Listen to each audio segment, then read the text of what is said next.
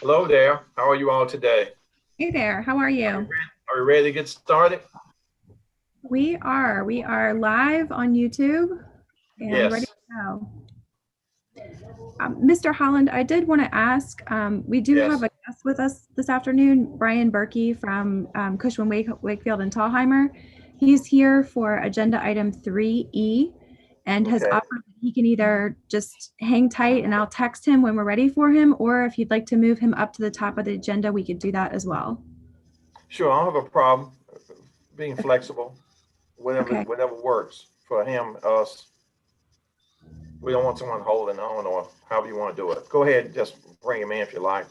You can Great, move him great. Well, up. if we could just go through items 1 and 2, and then we could move item 3E up to the top. That And works. then we'll go through the rest of items 3A through D after he's finished. That works. Okay, great. So we're ready to go when you are. Okay. Good strategy. We have a quorum, I think. So whenever you're ready to call the meeting to order, we're ready. We are called to order. Good to see you, Canovas, and everyone else I can't see. Nice to see you too, Jim. Yeah. Hello. I'm sorry. I do see you now. I stand Also, corrected. Pat, Hi, Pat. I'm here Hi, too. Diane. Hi, Patricia. Hi, Kim. Good to see you all. Good to see y'all. Very, Y'all can't see me, very. but I'm out here. Okay, very good. Thank you for being here today. Let's move forward, shall we? Let's see where we are. Okay, well, I think per usual, we won't read the statement regarding virtual meetings, but it has been included in the packet for each of you and for members of the public who may be watching. So if anybody has any questions, we can answer those. Otherwise, we could go on with the roll call. Let's do roll call. Okay, Diane? Okay. Mr. Blackwood. Miss Gray. Here, Mr. Holland. Here. Miss O'Bannon. Here. Miss Page. Present. Mr. Peterson. Here. Thank you. Thanks. Great. Okay, the next item on the agenda is the minutes from your October 27th meeting. They were included and I think distributed beforehand. Are there any corrections or updates to the minutes? Hearing none, entertain a motion to approve the minutes as presented. So I move that we moved, approve the Canova. minutes presented. It's been moved and I heard a A second second. as well. It's been properly second. Thank you all. Those in favor, sign of aye. In agreement? aye. Aye. I have it. The minutes are approved. Okay, Great. thank you. Okay, moving on to item 2. This is for information only. Just wanted to let you know that we had one follow-up item with regard to the financial audit. I think Mr. Rhodes might have spoken with you about this at your last meeting, but Yes. included for your information a document that outlines our timekeeping procedures, and we've made some updates to that following discussions with him and guidance from him, and sort of being able to put more of our process on paper. So that's there. Again, it's an information item for you, but wanted you to be aware that we have completed this document, and after today's meeting, I think it'll get forwarded on to Mr. Rhodes again without the draft watermark. So. Okay. Any questions or concerns about the procedures? Yes, what are the changes in our procedure between this and what we've been doing? Okay. So the major change is that this document didn't exist in its complete form until more recently. The document originally existed to be able to provide guidance to staff members who were flexing their schedules. So the additional sections that I'm scrolling to now with regard to compensatory time and time tracking approval were added to this document to more clearly articulate the process that staff members use to enter their time, that managers use to review and verify the time, and then the timeline in which staff members have access to their timesheet to make any necessary changes. And what happens if after that close period, if you will, a change needs to be made, and how that works in coordination with the Director of Finance. So this Okay. last section was really a big piece of the recommendation that Mr. Rhodes had about how we make sure that the right hand is talking to the left hand if there is a change in a staff member's timesheet after the time period is closed. Okay.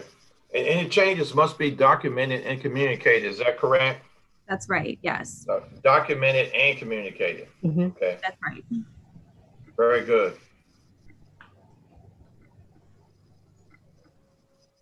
Okay. Okay.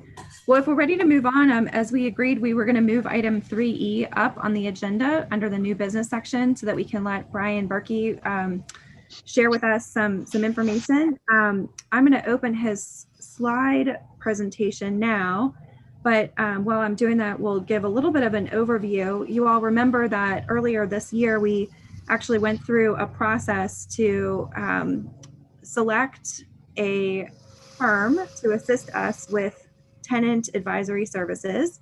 And Mr. Berkey was our selected representative for that. And so while he hasn't been in front of this committee the last several months, he has been in pretty constant communication with me and working on our behalf to monitor what's going on in the marketplace and also be able to guide our process in starting the work to evaluate what our current and future needs are. As a reminder, and I think this is included in the deck as well, our current lease at 9211 Forest Hill Avenue expires in October of 2022. So you all authorize us to move forward with soliciting these services and then also working with a space planner to help us really focus in on what our future space needs are well in advance of that lease expiration so that we could make smart decisions about a renegotiation or moving if that's what it comes to. So before Brian, I hand it over to you, I just wanted to share with the committee as a reminder, we are in a public session right now. This meeting is being broadcast live on YouTube and it is accessible to anyone who would wish to view it. So I would encourage committee members to ask questions and discuss. However, we want to be cautious not to tip our hand, if you will, with regard to any negotiations that we may want to pursue.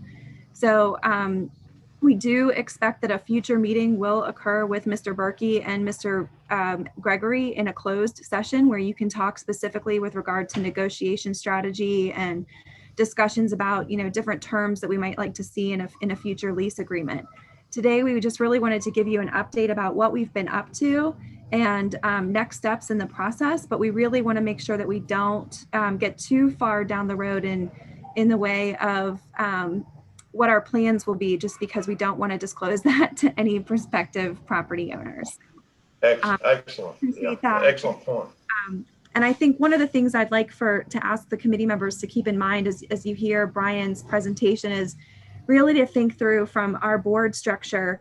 This is the committee that was delegated to look at and what our options are. And so I want to make sure that as we move forward in this process, that's still the right group to be able to overview this process and then make recommendations to the executive committee and ultimately the full commission. The full commission will be the decision-making body for any decisions, but we think that there's value in having this working group set up to be able to manage all the steps along the way. So one thing I'd like to come out of this meeting's discussion with today is whether or not you all feel like this is the right group to continue that work. So Brian, without further ado, I will move to the first slide if you're ready. Yeah, absolutely. So thank you. Everybody hear me okay? Yes. Perfect. So again, I'm Brian Berkey. I'm with Cushman & Wakefield Tolheimer. I'm your real estate partner on this project. So we wanted to highlight the efforts to date. We wanted to talk a little bit about current state of the market, talk through the timeline, process, and next steps. So it was my hope that this would be more of a discussion than a presentation. So feel free to ask any questions or share any thoughts you have as we go. As Martha said, we were engaged in March, and we initially started with discovery work. So we reviewed the lease, asked Martha lots of questions. The next step of the process was really to partner with an architect to learn about you guys. So to go through the programming, understand what you guys want in terms of a workplace.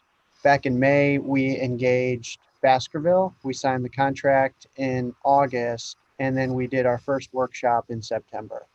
So the two goals with partnering with Baskerville was really to understand your program. So to get a sense of what your space needs are in terms of number of offices, conference rooms, layout, adjacencies, really everything that would make up the, the future of your workspace. And then we took it one step further to, understand your culture and, not just what you have now, but what you like about your current office, don't like, and what you may be able to improve through this next phase. So ultimately what we came up with was you're currently in about 16,000 square feet. A portion of that is subleased to Homeward, and the program determined you need about 9,700 square feet. So you're able to right size considerably. That would take your program from about 480 square feet per person down to 324, which is more consistent with what your peers would be in. Martha, did you want to share anything about the Sightline study and what you all were able to get out of that process? Because it was a pretty deep dive into who you all were and what you want to be. Yeah, absolutely. So we had a number of staff members that were able to participate. My memory says it was included Terry Eckout, Diane Fusco, Chet Parsons, Nicole Mueller, Ken Lance, myself, Sulab, Ariel, and I think that was our Mark Bittner, I guess. That was our whole group. That was a mix between volunteers and some staff members that we asked specifically to participate. Our senior department head folks, as well as some key staff that really play a role in not just coming to the office and working, but are pretty significant players, as you can imagine, in hosting meetings and planning for logistics and other activities that happen in our office. So that group met in September with the team from Baskerville and with Brian there for a little bit to do kind of a deep dive on how our organization functions, how we use our office space currently, how we'd like to use office space in the future. Really good discussion about the agency's ongoing efforts to become more accessible to the public and what that could look like in the way of meeting space and workspace and opportunities to be able to host not just those of you that serve on our board, but other folks that are in the community who might be coming to our office. So I met with that group. We then had a follow-up session where the Baskerville team was able to provide us a summary of what they heard, and we could follow up with them and say yes or no, that's what we said.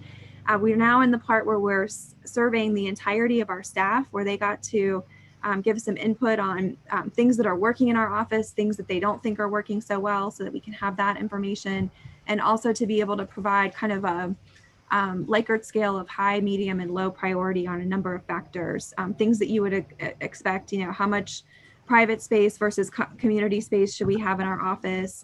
What kind of setting should it be in as far as urban or suburban setting? What kinds of amenities would be helpful for our staff members that they envision?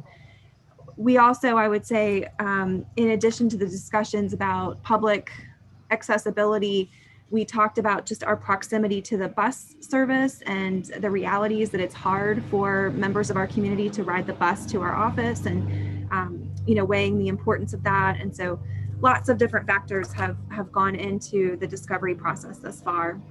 And as Brian said, on the other side of that, I think we've been able to be provided a really good and strong understanding of what our square footage space needs are, how that would look as far as a mix of office working spaces versus public spaces where we would host meetings, either internally attended or externally. And then how that would translate to what we currently have. So I think it was a really valuable process. It was one that the committee elected to do this summer, and the board approved through the budget process the proposal from Baskerville to be able to move forward. I think particularly in light of COVID, we really wanted to be intentional about thinking through all the different variables that are out there. But we know for sure that maintaining an office space and a presence and a location for our stakeholders to come and meet with staff and meet with each other is really critical to this process. So I'm excited about where we ended up and what the recommendations that Brian and the Baskerville team have for us. Perfect. So now that we have that, that really allows us to be intentional on where we go from here. So really the two options would be to relocate, or we could recast in place, which would be restructuring your current lease, right sizing your square footage, and adjusting the business terms to today's market. So if we flip to the next slide, I wanted to give a high level market overview, and I won't get too granular. Happy to answer any questions, but leading up to March, pre-COVID, the market was very healthy. We saw. Excuse me. I'm not seeing any slides except the PlanRVA slide. Is there? Are y'all? Everybody else seeing slides? Yes. Yes. Re-show them. Is it coming through now? It's a real estate market update, Canovas. Real estate No. market update. No, I've got something here that says Martha Peter has started screen sharing. That's all I've got.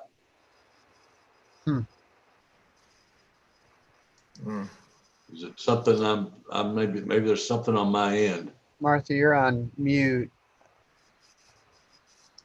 Mr. Peterson, I was going to say, if you got the email from me earlier this afternoon, you might be able to follow along on the slide deck there. Okay, well, let me see if I can get on two different screens here at the same time then. I'll tell you what, I'm going to leave and come back to the meeting. Okay. See if I can get it And better. Canova, it should be green under share screen at the bottom. Is it green? It is. It It says is. share screen and it's green. And then I'm not sure what else to do. So, There's nothing showing. So okay. All right. let me try and re-enter the meeting. Okay. Okay, we'll give you a moment. Want me to hang tight? Yes, let's wait a moment for him.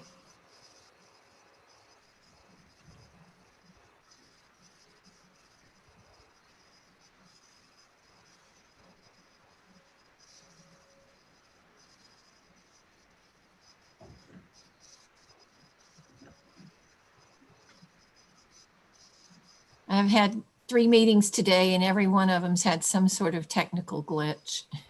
I think Mr. Holland, you were at the first one. Yes, yeah, everything went just fine this morning. Well, Everything went just fine for me. actually the volume and that didn't work too well for a few times, but Yep. Well, I'm back and I've got it now. Wonderful, wonderful. Good. You don't slide 3 of 6. Very good. So Thank you. yeah, of course. So just a quick update on the market. Leading up to COVID, it was very healthy. We had really strong activity. CoStar ranked Richmond 5th lowest vacancy in the country. Strong demand. Landlord confidence was growing. Since COVID, a lot of projects have been postponed. Many people are doing, short-term requirements, a lot working from home. We suspect about 30% of people are back in the office. So a lot of people working from home right now. Activity was just very vibrant leading up to COVID, and right now it's just pretty slow, I would say. So the landlord outlook is looking pretty grim, I would say. It's interesting because we have, a couple of different profiles of owners in Richmond. We have some that are just very, very motivated and doing some of the most aggressive deals we've seen since 2009. And then others are still behaving as if it's, pre-COVID. So navigating, transacting right now is unique to say the least. Okay. Any questions on the market? so you're saying we're in a good spot right now. Yeah, typically, we're seeing very favorable lease terms for tenants, especially our size, especially in the Southwest quadrant, which, we're in the city of Richmond, but we'd sort of lump it into the Southwest quadrant. It's one of the slower submarkets. So absolutely, we should be in a good position. And how many years approximately would this lease be? Because their former lease that we're now working under was done when the market was very expensive. And we apparently did it for too many years. So do you have a thought on how many years this particular lease would be for, or for how many years? Yeah, so I would say leases right now are generally, as I said early, we're doing a fair amount of short-term extensions, so it's not uncommon for people to do just, 1-2 year leases. Those are not really coming with any concessions. That's really just to get through COVID. We would normally describe a short-term lease as 3 years. Most of the leases we do range from anywhere from 5 to 10 years. And, Okay. The concession packages get larger as the lease term gets longer. But I would say industry standard is, 5 to 7 years. Thank you. Okay. With renewable options, hopefully. Say that again? With renewable options. Yeah, of course. Yeah. So as part of our negotiations, we would ensure that there were renewal options. Okay. So in terms of the timeline, and I want to be conscious of your time, I know I'm just a small part of this meeting. The lease expires in October of 22. So, starting next month, you have about 23 months remaining. And as we've talked about, there's really 2 paths we can go. If you look at this slide, the top half is an extension in place. That would be the restructuring. Alternatively, you could relocate. The timing is very good for a lease restructuring. We're a bit too early for relocation. We would typically start that process 9 to 12 months before your lease expiration. So in terms of, if the group was supportive of the recast in place where we would right size your square footage, we would, in the not too distant future, reach out to the landlord and establish contact.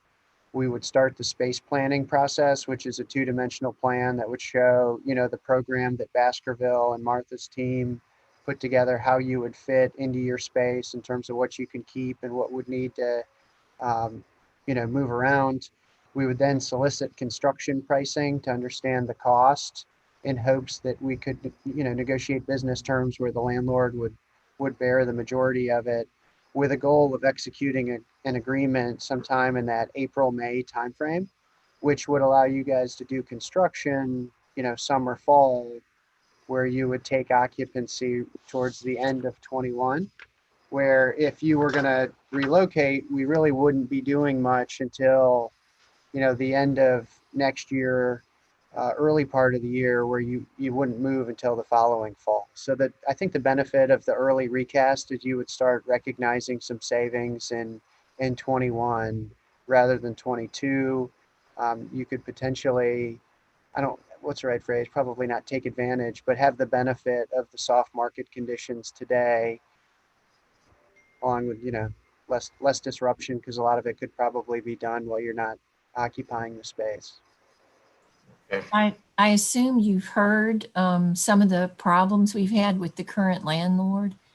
And I think it might be incumbent upon or behoove the committee to consider the problems with that we've had with the current landlord, and whether or not that would be your first decision, would be whether or not we even want to negotiate with the current landlord and current owner. Yeah, absolutely. And part of our early discovery process, we worked very closely with Martha to understand those issues, and we've summarized those. And oftentimes the best time to resolve those is through a lease negotiation. There's certain things you can't fix. However, there are certain things that we could probably weave into those discussions to get those ironed out. Pat brings up a great point. This is Jim Holland, because, I think we want to be flexible in terms of casting out a net that other options, not simply just staying there. I think we want more input on what other options would be available, given our current reduced needs, location, that sort of thing. We want to cast out a net, I would think. Yeah, and we could present those options. I mean, we could, even if we do a stay in place, I think we'd still educate you on what a market transaction would look like, what other what other landlords are offering in terms of concessions, and then also show you what alternatives are out there, so it doesn't feel as if, you know, stay in place is your only option. But when would that be, when would be a good time for that to occur, So if given our timeline? Yeah, so if you were going to go out and look at other options seriously with intent to move, looking at the timeline, we'd really be doing that in November, December of next year. Okay. But in Okay. terms of if the recast in place was preferred, you know, we could present market surveys on papers and do some drive-bys and comps. I mean, that would all happen really March, April-ish of this year, or next year Okay. rather. Okay. That's what I was thinking. Brian, Yeah, we need, even if it is on paper, we need to know what other options are, because we have not been real happy with this landlord. But it appeared from the chart that you were making an assumption that we would prefer to do that. And then if we didn't negotiate too well, we could look at others. But I think they ought to be parallel. That's what I'm getting at. I concur. That's what I think I was going to say, that's what I think Mr. Holland is getting at, is we may find some really sweet deals out there. And quite frankly, that's part of what you use in a negotiation anyway. Oh, absolutely. Yeah. No, So- so if the landlord thinks we're captive, the deal terms look much, much different. So I agree. Thank you. so are we saying then that the timeline needs to move forward as far as looking at other spaces? Because I don't think we can make any commitment to stay where we are without knowing what else is available to us. Yeah, if I can just interject, Brian, I don't think, my understanding was that you were asking the committee to decide to stay in place. I think you were trying to get a feel if stay in place is absolutely not an option, then we would be operating on the lower timeline. If stay in place is an option, which it sounds like it is, we would be running these two timelines concurrently. Yeah, and I don't think you would make that decision for quite some time, because we don't know what the pricing would look like. We don't know what construction cost would look like. I think there's a lot of discovery work before that decision could be made. I think my thought was, is it a scenario that we want to explore, not make a decision on? Yeah, it sounds like, at least from this committee, the preference that I'm hearing is that we absolutely want to keep all of our options on the table. And so you being with us today is none too soon.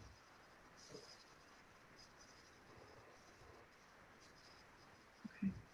You want me to go to the next slide? Yes, please. Okay.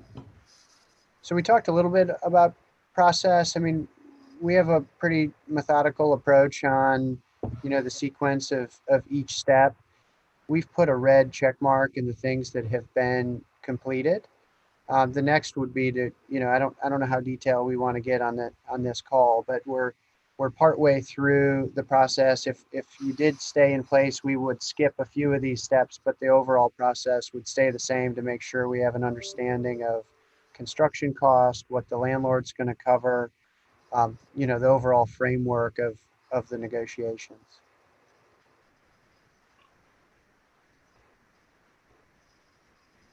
And then in terms of next steps, you know, building a consensus, which it sounds like from this call, you know, take them both down a parallel path.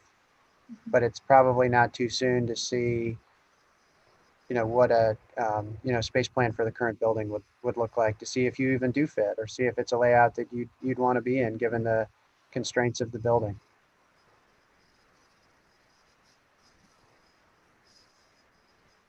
Thanks, Brian. I think, yeah, I'm hearing from the committee, but we probably want to do a little bit of a discussion that definitely keeping all options on the table is smart. And it might be wise, if this is the right committee to move forward, for this committee to schedule a session where we could get into some more detail about kind of specifics of what terms would look like in a new location and in our current location. Okay. Does that seem agreeable to the committee members? Is that how you'd like to proceed? Martha, this is Canova. My question is, do we have a program fully developed from Baskerville yet as to what our needs are? Yes, definitely on the technical specs. So they have given us an outline of the, Brian, I'm not going to get the terminology exactly correct, but the combination of dedicated workspaces for employees, what I would call like kind of flex space, where it might be for 1, 2, or 3, 4 staff members to kind of huddle up and get together, and then more formalized what you all would generally interact with, which would be like meeting spaces for various sizes. And that combination of those functions is what comes up to that 9,000 or so square feet. Okay, so Brian, this is, it goes back to you now. With that information, can we not go out to the various different landlords that are out there, including the landlord we have now, and say, this is what we're looking for at the end of 22. What do you have to offer? Yeah, you absolutely can. So we could put that market survey together of all available options. I think when I said it's just a bit premature, it's really because the landlords might be hesitant to sign a lease that would be starting in November of 22. Typically, your window of peak leverage would happen once you're a little closer to your lease expiration date. But I don't think, for the purpose of this, it would be too soon to go down that path. Just so you could be totally informed as you're making a decision. Okay. One point too, I think we want to document, and I don't have my notes in front of me, but Pat made a very good concern. We want to make sure we recall the issues we are facing with our existing site and existing landlord. We want that recast, recommunicated, so that can be a part of the discussion as we make a decision. Absolutely agree on that. Okay. We've documented some, but maybe offline, Martha and I could spend some more time to make sure that I have a full understanding of that list. Yeah, and we can discuss that in our next meeting as we contemplate other options. We want to be wide open. I will say one of the things that we've heard is that even though we're paying top dollar, they don't clean the offices and don't dump the trash and things like that. And he could promise that would happen, but past experience, no, that's minor, but that's the type of thing that's important. would hope that the people who have to work there, I've dealt with something like that in other positions and other jobs where each employee eventually just dumped their own trash, which, and we were paying for it. And so we just fired the company. But this apparently goes hand in glove with, you don't pay for that separately or something like that. I mean, that's what I'm talking about. If they're not going to do it, why are we paying for it? So. Agreed. All right. All right. So, Mr. Chairman, I have a question. Yeah, please. Question. It would be my thoughts that I was taught never quit a job. We have another job. So will we look at the possibilities or have if it's not confirmed, a pretty good possibility of where we would be before we approach the existing landlord? Would that be a good, I mean, we may not know exactly what we're going to do, but at least have some kind of reassurance of what we're going to do before we approach the existing landlord. And that's what we were talking about. That they need to be more parallel. In other words, okay. Know where exactly. That's exactly what we were just talking about. Having the timelines close, to the same. Yeah. Then we can figure out what we're going to do. Yeah. What are the available possible sites that are available that we can explore? Where are they located? What are the amenities and other associated issues that we are looking for? Well, there's plenty of options around Richmond. So typically what we would do is we would dig into, what are your location parameters? Where do you want to be located? Where are your, visitors coming from? Where do your employees live? And then we would survey options that fit within that criteria based on the, square footage and other parameters that, we've compiled through this process. Okay. And other charter requirements regarding Richmond as well was an issue. Yep. I'm curious, Brian, on your part, and then also the committee's preferences. If I'm hearing correctly, the next step will be to do this market survey to push our space program out and kind of see what's out there and available, and also do the same with our current landlord. We are scheduled to meet as a committee again on December 22nd and then again on January 26th. So I'm curious, number one, if the committee still wants to meet on December 22nd, and then also from a timing perspective, what works best. I don't know how long these kinds of things take, and what would be realistic for the committee to think about having another session with you, and probably in a closed session, to really dig into the details of what comes back from that survey. So the survey on our end takes about a week to compile. Okay. So we would have plenty of time if that was something you wanted to add to the agenda. Okay. There's plenty of time on our side. And committee members, what are your thoughts then about taking this up in December or January? Any concerns from the committee members about yay or nay? I think the more information we can gather and explore, I think the better. Well, I'm not going anywhere this Christmas. Yep, I think it'll be less travel, I agree. So I'm not opposed to meeting if we have to meet. I'm home alone, so I'm good with whatever you want to do. Okay. Well, Brian, if that's doable for you, I would say let's go ahead and try to have this on the agenda again for the 22nd, and we can put a closed session on the agenda, and then that way the committee can really dig into the details of this. Right. I know you're a little bit hamstringed today and conversation. Yeah. That's a great idea, Martha. And then we can follow up if there are questions and concerns that emanate from that meeting. We can follow up for the subsequent meeting. Okay. Great. Great. Does anyone have any other questions or items that Brian needs to address for us? No. Well, Brian, you are welcome. Okay, I have one. Free parking. Okay. Yes, we Noted. Yeah. Yeah. Okay. Well, thanks Thank you so much. everybody. You're welcome to stay, but certainly if you have other things you need to do this afternoon, we understand. So. Yeah, I'll hop off, but we can connect offline on next steps. So thanks everybody for your time. Thank you, Brian. Thanks. Thanks, Martha. Yeah, All thank right, you. what's next? Okay, now we're at the October financial statements. Okay. Pulling that back up on the screen. Can everyone see the screen again? Yes, I can see it. Okay, great. All right. So just a little bit of orientation. We have reintroduced the narrative.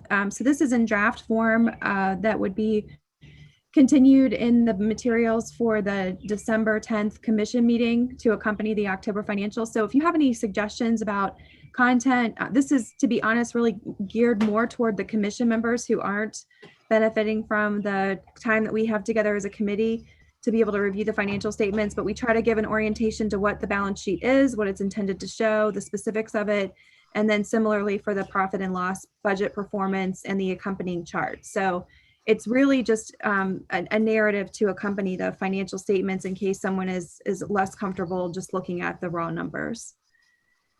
So skipping ahead to the actual balance sheet, just want to reiterate that we are in a solid cash position. We have sizable deposit at the local government investment pool. That's our where we prefer to hold the majority of our funds, and we use the SunTrust or Truist checking account as our operating account to be able to transfer monies in and out to meet our obligations. So the quarterly billing occurs at the end of the first quarter after September 30th. So October is kind of a big month of receivables and transactions. So you'll see a fairly high accounts receivable there for dollars that we have invoiced that are due into the agency. And then you'll note at the bottom of page 13, or top of page 13 rather, we do have a year-to-date operating deficit of $33,000. That is almost offset by the collected special assessments for the year. This is the balance of the local members that contributed over the 2-year period to the fund balance. So we do remain in a healthy position relative to the target fund balance of $1 million. But from an operating perspective, we did see a net loss for the year. And I'll dive into that a little bit more in the profit and loss statement. So moving to that, I'm going to skip ahead to the bottom of the profit and loss statement here on page 18. As you can see, in October, we did have a net income for the month. So last month, we were at a year-to-date net loss of about $40,000. And so our year-to-date loss for the year has decreased, which is good news because of that net income for the month. So our net income last year was a loss actually of about $40,000, and that's been reduced down to the $33,000 for the year. So showing some signs of progress. I did talk with Mr. Holland about this last week and say, while that's encouraging, I don't think that, we're by any means where we need to be. So wanted to walk you through a couple of things there. Going back up to the profit and loss statement at the top, you can see that make that a little bit smaller so you can see it on one page. Our federal funding is picking up. So when you compare, we're at about a third of the way through the year as of October 31st. So we're comparing our percentage of revenue year to date to the annual budget. We would want to be around 33%. So you can see we're still lagging, but we are making some progress in many of the areas. In part, that's due to new projects starting. So you'll see during the first quarter, there were 3 projects where we had no revenue coming in. That's because the period of performance for those 3 grants actually began on October 1st. So we wouldn't expect to see revenue pick up until October, which it did. So that contributed a small amount. And then actually you can see just even in the MPO funding alone, there was an increase of about, when you compare the total of lines 4101 and 4102 in September to the same 2 lines in October, we saw almost an $8,000 increase in revenue. So picking up revenue in our programs is a good sign. Our new grant for the Lower Chickahominy project in line 4112 began October 1. And so that's one of those new grant projects. And that is in particular important because that is the October 1 start date of the grant that was overrun in last fiscal year. So whereas last month you saw an adjustment where we have general fund dollars covering the overage in the program here, this fiscal year we have the picking up of the new revenue sources. So we'll start to see a really significant turn in that regard on that particular project, which is very important to our performance. The state funding generally tracks our federal funding, so not a lot difference there to really report, but I'll just note that we do see a little bit of a pickup in our rural transportation program. It's fairly modest, but we are starting to see more activity, certainly over what we saw in August and September. On the local side, as a reminder, this is the section of revenue that we do not record according to our actual receipts. We record this on a 1/12 per month basis. So you all are probably familiar that local membership dues are generally paid at the beginning of the fiscal year, as well as the TPO assessment. Our funds for that are held in the reserve account on the balance sheet and then recorded as a receivable 1/12 each month. So that's why you see a very stable dollar amount there across the months. So we are tracking, and outside of these financial statements, we do a comparison now of matching our general fund revenues, our local membership dues, and our state appropriations to expenses, and they are tracking, so we are in good shape there. So I would expect by what we're seeing in the picking up of the revenue and some of these programs and our new programs starting in October that we will, by the end of December, start to see a closer kind of on trend of 50% through the year and 50% received as far as revenue. So while we're lagging still a little bit, we're starting to see that uptick in revenues as a percentage of the total year in October, which is a very good sign.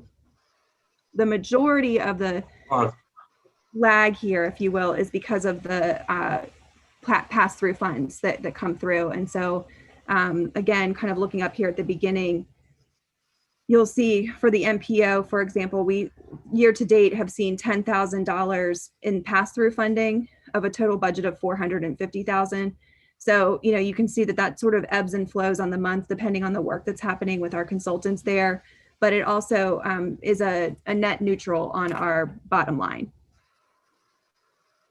Any questions on the revenue side of things? I thought I heard Canovas. Canovas, you had a question or comment? Yeah, I'm trying. It's a little bit. Go back up. It's hard when you're running this thing up and down to really see. But the rural funds that are passed through to us. Yes. Those are funds that are geared to the 4 smaller jurisdictions that do not have the MPO through the whole thing. Is that correct? Yes, that's right. Yes, Charles City. What line is that? That's line 4210 down here at the bottom part of the page. Okay. Yeah. What are those funds used for? They are used, generally speaking, to accompany the urban transportation planning dollars. So if a locality, as you mentioned, that has a project that they'd like to pursue under TAP or Smart Scale application, we can provide technical assistance to the locality for that. This year, it's also doing a lot of analysis with our regional bridge and culvert study and some other infrastructure assessment work to be able to make sure that we have that whole picture, not just for the MPO area, but the whole region as far as the infrastructure vulnerability due to flooding and other natural events. So I guess what I'm trying to comprehend, whether these funds go into the big pot and they're used by the entire region, or whether they're used only specifically for those 4 jurisdictions. Just for those 4 jurisdictions, and specifically the portion of those jurisdictions that are outside of the MPO. Okay, so the projects those funds are only expended on projects outside of the MPO in those 4 jurisdictions. That's right. And as we discuss changing the boundaries, is that what's going to be impacted? Yeah, so in theory, if the policy board voted to move forward, which I know that that's on your agenda for next week at the policy board meeting, if the policy board wanted to move forward with the expansion of the boundary to include the whole of the planning district boundary, then we believe that the rural transportation planning program would no longer be awarded to our agency, because the whole of those communities would be served by the MPO. And so I think probably as early as fiscal year 2023, we would no longer have that program awarded by the state. But the service from the to the jurisdictions would be covered then through the MPO's Unified Planning Work Program and planning dollars that are available there. I don't want to get ahead of the policy board or the TAC report, but I think that it would be fair to say that the PlanRVA staff position is that it would be advantageous to the jurisdictions if they'd like to expand the boundary to do that. They wouldn't lose out, so to speak, on any sort of planning support. So I have a question. So this year, New Kent applied through Smart Scale, and through the many conversations, it was I forget his name, I lose his name, but he called for a ton of information for the application. So in reality, New Kent did the application, but if we budget $58,000 a year, is that the total amount that is given from the state to our budget? Yes, the award is $58,000, and it's a match of another $14,500, if I'm not mistaken. So the total budget for the program is $72,500. So unless a locality ask, then we don't use those funds. They just roll over in our budget. No, ma'am. I'm sorry. Every year in March, our organization has to submit a proposal to VDOT that says how we will expend those $72,000. And then over the course of the fiscal year, we accomplish those deliverables. Sometimes that proposal includes items that the state tells us we need to do with that program. And sometimes it's things that we are able to propose to them. It depends on where we are in the rural long-range transportation planning cycle. But we always try to leave time or resources available in that grant to be able to support the localities with different needs that they may have. Sometimes that's more doable than other times. Okay. But it's not a carryover. It is not a rollover grant. Every fiscal year, whatever is available, the 72,500 is available in that year, and whatever is not expended is returned, so to speak, to the state. They only reimburse for costs that are incurred in that fiscal year. It does not carry over. So do we use that total amount? We get pretty close most years. Okay.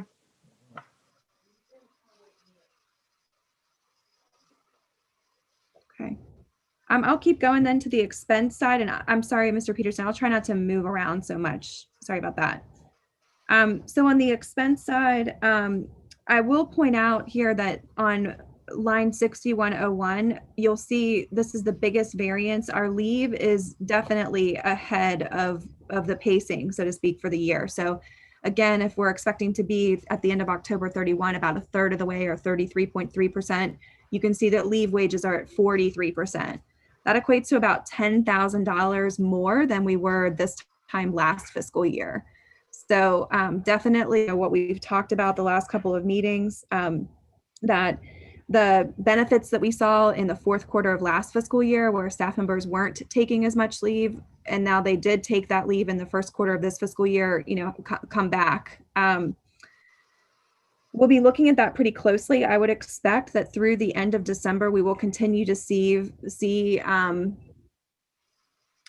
a high pace of leave just because of the holidays that are in the months of November and December.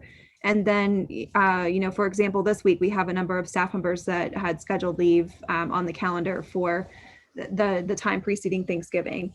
I do expect, though, that by the time we get to the end of the third quarter, that leave taken will kind of have evened out and we'll be on track for the year. So I think at this point in time, we'll be monitoring it on a monthly basis, but I do think that we're not going to continue to see that high of a variance of leave wages to what we would expect over the course of the year. So we're going to be monitoring that pretty closely and asking staff members to coordinate with us very closely on what their scheduled leave looks like each month. So because of that, our fringe expenses overall are pacing ahead of reimbursement. And so we're monitoring that as well, and we'll be making recommendations to you in December for how we think we can make some adjustments to address that. Again, our target is to be able to, by the end of the fiscal year, get back to where we projected for our year-end budget. But at this point in time, I think a large part of the delays that we're seeing are driven by that leave. So I think that the chart at the bottom of the financial statements really helps to illustrate this. So when we compare our salaries, monthly actual to monthly budget, so the monthly actual is the blue bar, the budget is the orange. So the orange bar is our annualized salary just divided evenly over 12 months. As you know, depending on how many hours our part-time workers work or whether or not we have a summer intern or that kind of thing, the monthly, will fluctuate a bit. So you can see month over month, our actuals are pacing at a lower rate than our budget, which is good. But the other part of that story is how much of the monthly actual is reimbursed through our programs. And so as you can see, that took a fairly significant dip in August. A big part of that is because of the leave that was taken in August. It picked back up in September, but really in October, we start to see some nice trends where The actual month-to-date actual salaries were less than they were in any other month over the course of the year. And also the share reimbursed was higher. So those two things working together are really what result in that net income for the month. So we want to continue to see, around 65% share reimbursed. That's a good target based on comparing to last fiscal year, where we want to continue to see our salaries and make sure that we're monitoring that very closely. And then as our total hours worked among our part-time members, may go up and down over the course of the month, the total month-to-date actual will vary slightly, but it's really that share reimburse that we want to pay attention to.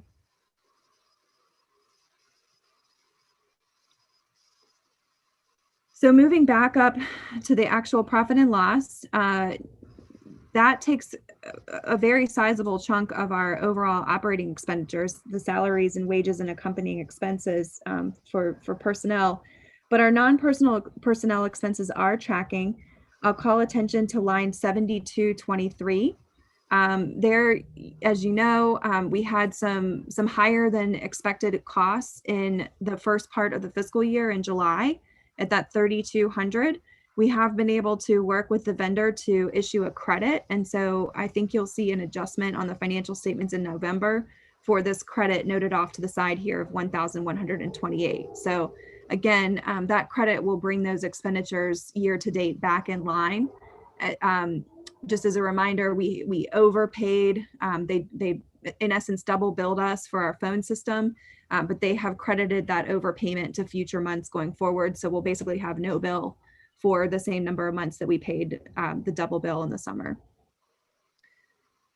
And then too soon to know the specifics of this, but Terry did send me some information just today.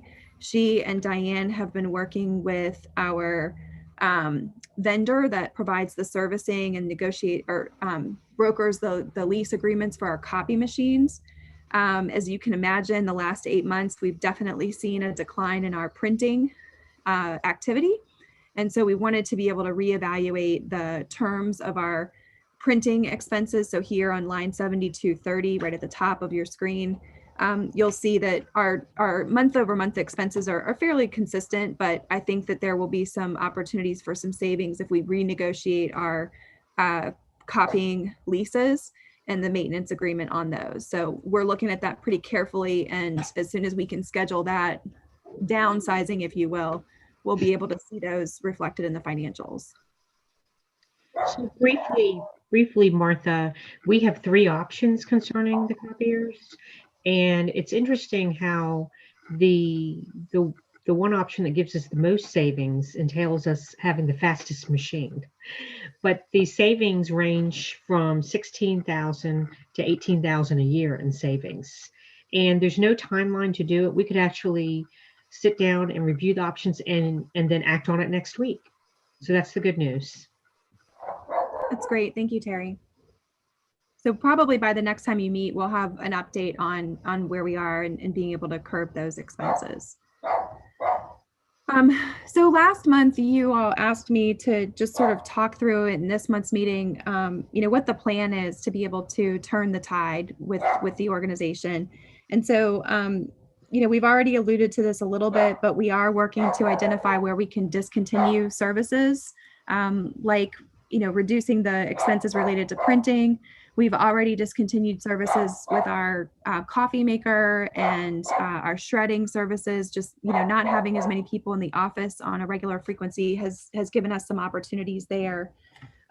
We also have a couple of grants pending. I don't want to oversell these opportunities, but Terry has been working both with representative from a FEMA contractor for an application through the public assistance program to get reimbursement for some of our COVID related expenses. And she's also going to submit an application to the state's Rebuild Virginia program. We know that we are ineligible to receive relief under that program, but we are hoping that we will be able to request a waiver of that ineligibility. Those of you that are affiliated with Richmond Region Tourism might be aware that they were able to seek relief through that program. They're a different type of entity than we are. So They are eligible, we are not, but we're going to continue to try to beat that drum in any opportunity that we can to be able to try to recover some of the expenses. And Terry's done a good job of thinking through not only the supplies and other tangible, item costs that we've had, but also the staff time that has gone into COVID preparation and planning and that kind of thing. So I wouldn't say that we're, more than probably 50% optimistic, but we do have those grant applications in place. And then we are expecting a new grant from the Department of Environmental Quality. They are advising us that we should see our grant agreement in December or January. If it meets the cutoff for your December meeting, that'll be forthcoming with some budget revisions. But we are continuing to look at new opportunities for revenue, and we have a proposal into the town of Ashland to help them with their comprehensive plan this year. So two, I would say fairly small, but would be meaningful new revenue opportunities, and with a big focus on controlling expenses. Then finally, again, as I mentioned, in looking at that chart, we're really working to be focused on how we can maximize the revenue that is available to us through our grant reimbursable programs.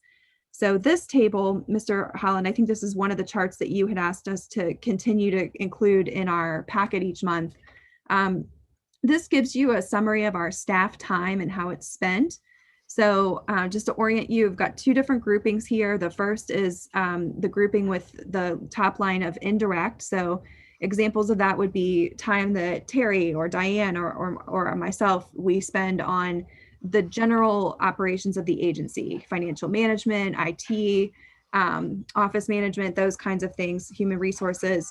Those that time that staff members in that category spend is reimbursed through application of an indirect cost allocation rate.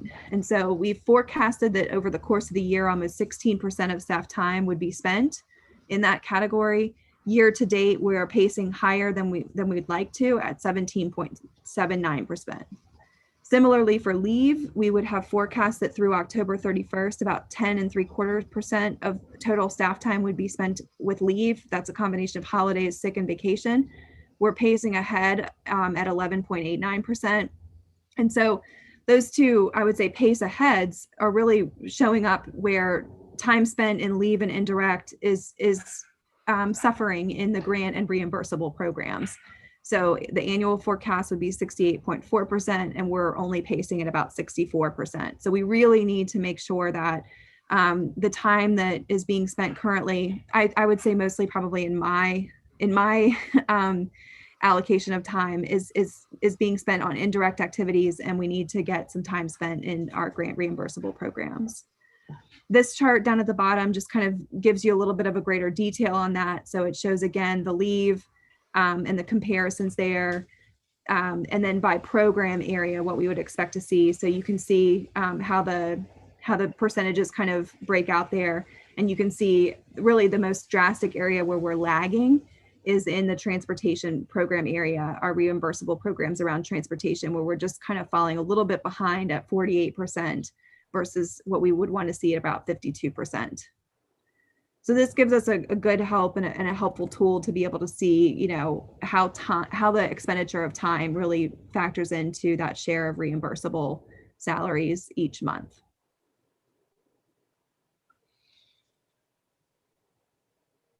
Okay. Sorry, go ahead. Yeah, very good, Martha, outlining the percentages. I think that's very good, especially transportation, as you point out.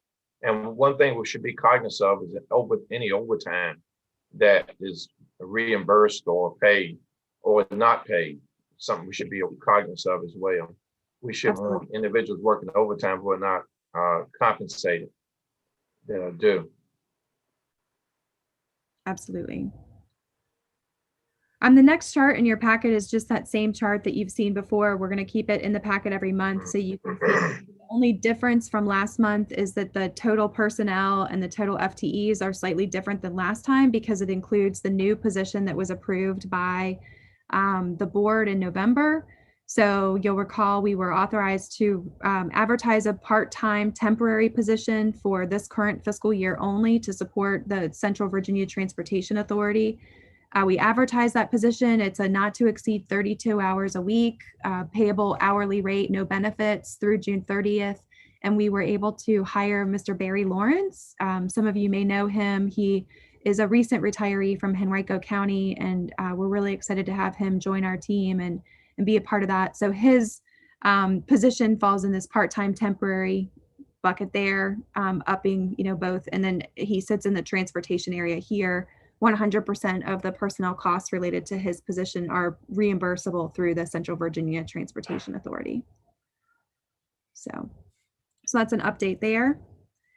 And with that, that was a lot, but I'm happy to answer any questions about the financial statements or ready to go on to the next item, whichever is your preference. Okay. Any questions? What about you? I saw budget amendments. Is that something we need to consider? Or I saw 2 areas, budget amendments. So at last month's meeting, you approved budget amendments for the analysis of impediments to fair housing and, oh, Terry, forgive me, I can't recall the second one. It's the community grant. The Community Foundation grant. Yes, thank you. So you approved those last month and they were advanced to the board meeting in November. However, the board did not have a chance to act on them. So they will carry over to the December commission meeting, hopefully with action. And as soon as they're approved by the board, they'll be reflected in the next monthly financial statements. Thank you. Yeah, thank you. So if the committee is inclined, we would appreciate a motion to forward the financial statements to the board for acceptance at the December 10th meeting. Okay. I move approval that we forward the financials for October to the full board. Is there a second? I'll second it. It's Pat O'B. All right. It's been moved and properly second. All those in favor, sign of aye. Aye. Aye. Opposed, no. The ayes have it. So approved. Thank you. Regarding the policies, and what comments on that you need to make, Martha, on the policies here? Yeah. So the committee, I think, had a discussion last month about had a discussion last month about implementing new financial management procedures. So this cover memo is just a summary of where we are to date at the staff level. Terry and I have both been culling through existing documentation that frankly she inherited, and then also documentation that we've been able to collect from peer organizations. So this is a list of topics, and then on the next page, on page 23, we've included a draft financial management, financial operations procedure document for your consideration. I think we would like direction from the committee about whether or not this document is helpful and is something that you'd like to pursue. I think the committee has the authority to review and approve the procedures, the financial policies, and then at that approval, they would come into action. So if you want to have these for review for the next month and we can put them back on the agenda next time, we could do that. I did want to call your attention to page 24, section B3. This section is with regard to guidelines for expenditures. I think one of the things that the committee had specifically requested was a little bit more oversight on the what approvals are necessary from the board or the committee. And so we've included this as a starting point for your discussion and consideration, but it states that prior approval of the commission is needed for any capital expenditure that would exceed $5,000. So I know that the last couple months you've had some discussions about the capital expenditures that I initiated. And so this is a starting point for your consideration to see whether or not that's where you'd like to see that threshold, and whether that should be a finance committee approval or a commission approval is we'd like your direction on that. Committee members, what are your thoughts on item 3? So what is it currently? Currently, the policy, if you will, is that if it's in the budget, the executive director has the authority to authorize the expenditure. So this would further limit the that authority. Okay. And here it says 10,000, but you said 5,000? I'm sorry, Mrs. O'Bannon, where are you? I'm trying to read B3.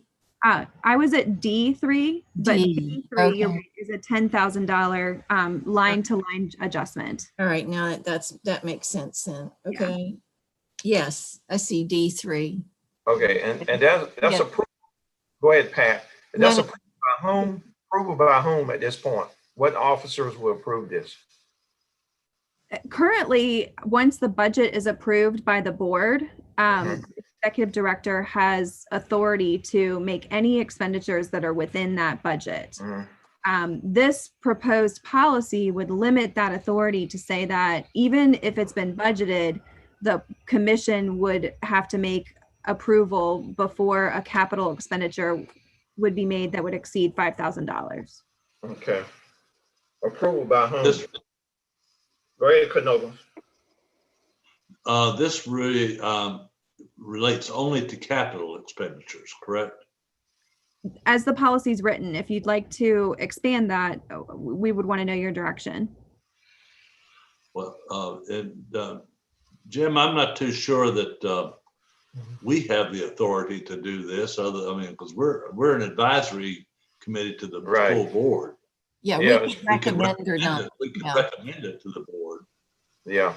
Mr. Yeah, we Chair, can recommend it if you like.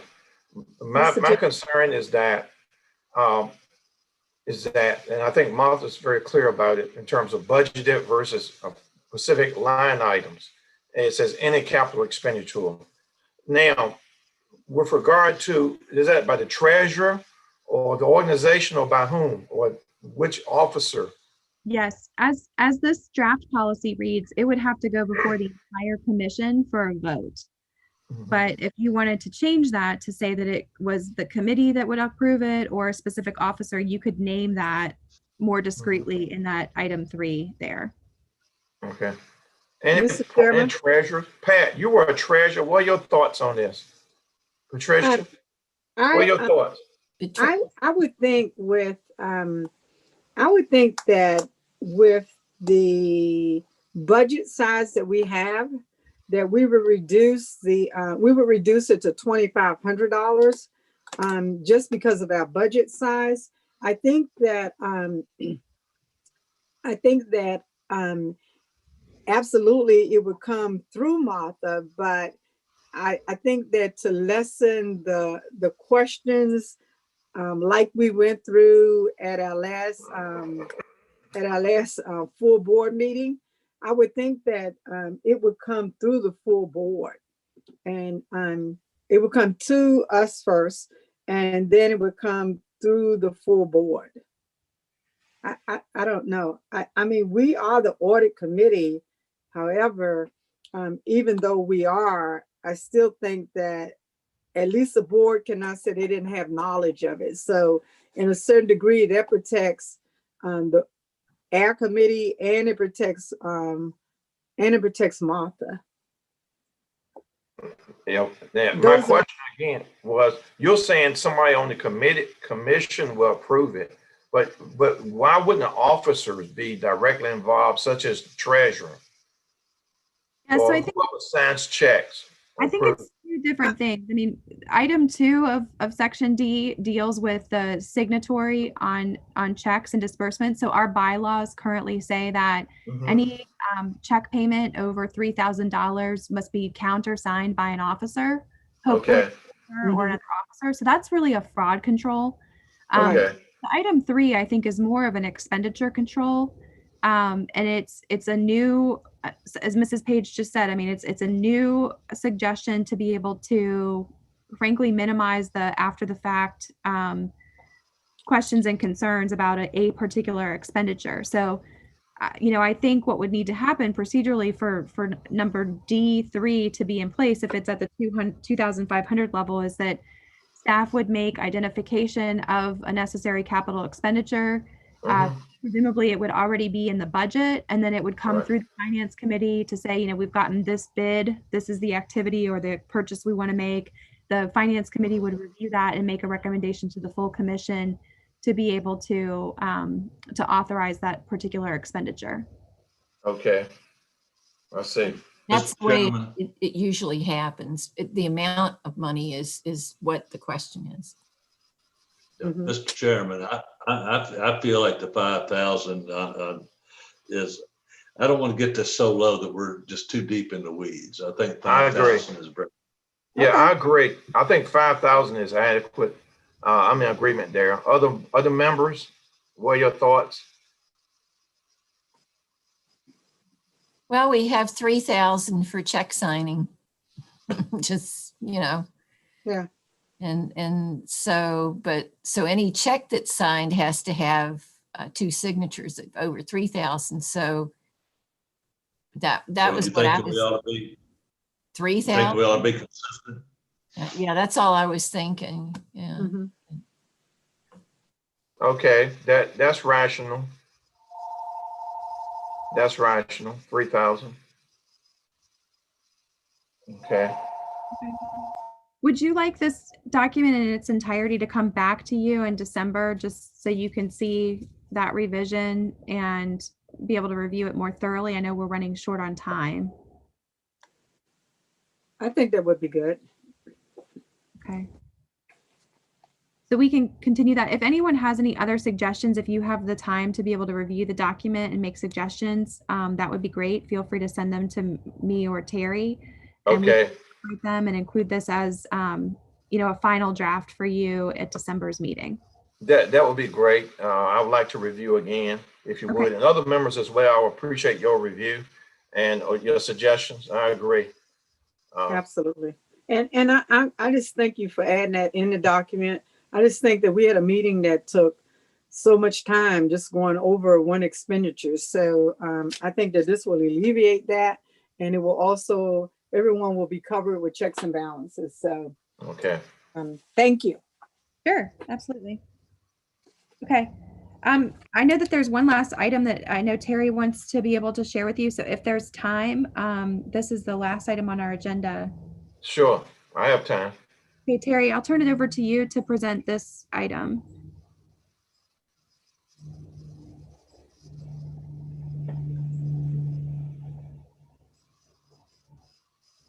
So we are proposing changing our pay period cycles from 24 pay periods to 26 pay periods. And we're thinking that it would allow for easier timekeeping for our staff members. In other words, all staff members would understand that there's 80 hours in a time period. Okay. Right now, it can range anywhere from 80 hours to 96 hours, depending on the number of days in the month. So what we did is we went out and we searched for payroll calendars for our jurisdictions to try to determine, how would we set up the pay cycle? And we found that Henrico and Richmond had the same pay cycles already adopted. So we are proposing that we select the same pay cycle that Henrico and Richmond is using. And basically, we are proposing that we begin this process of changing over to the 26 pay cycles beginning January 2nd of 2021. Mm-hmm. The last payroll using the pay cycles of 24 pay periods would end on December 31st of 2020. That would leave a 1-day gap, which is January 1st. And we're proposing that we add vacation time to our employees, the 8 hours vacation, and instead of paying them for the 1 day, Mm-hmm. that is the gap between changing the pay cycles. Okay. So we have not discussed this with our staff. We were proposing it here before we shared this information with our stakeholders. So are you saying Richmond has 2 pay cycles? Because right now Richmond pays on a 24 cycle. They pay 26 pay cycles according to the calendar that I got out off their website. You mean 24, Terry?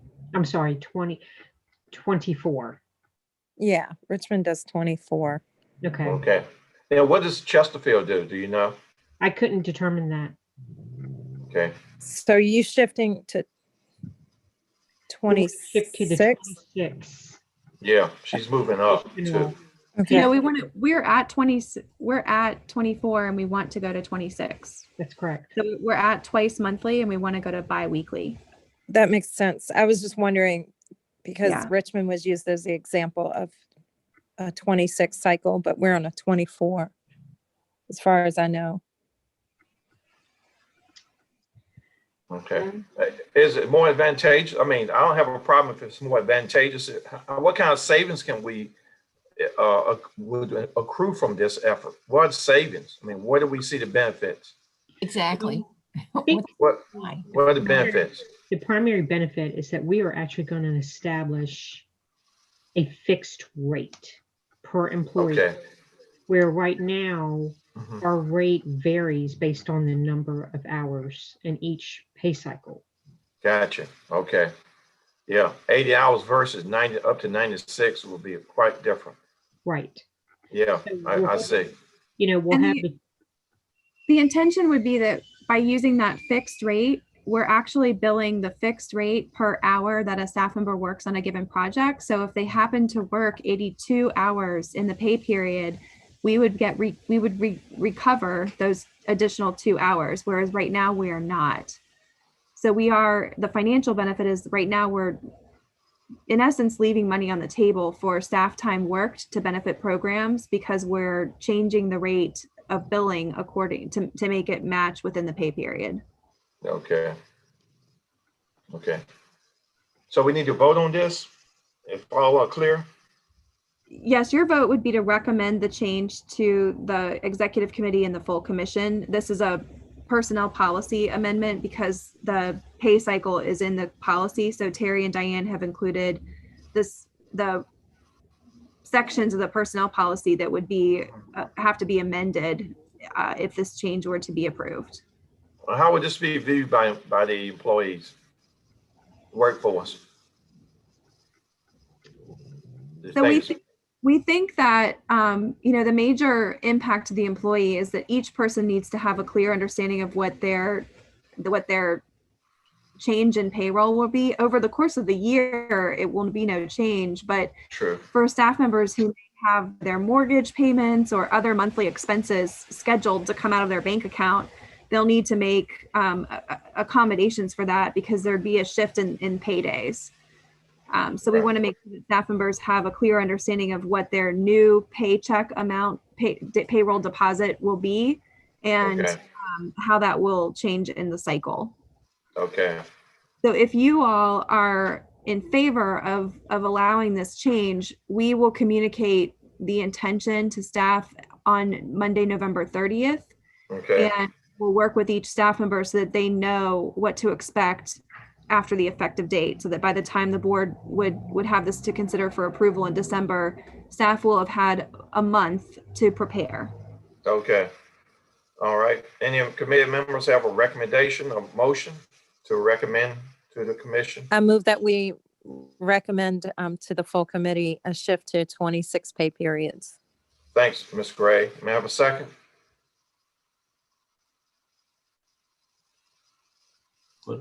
I second.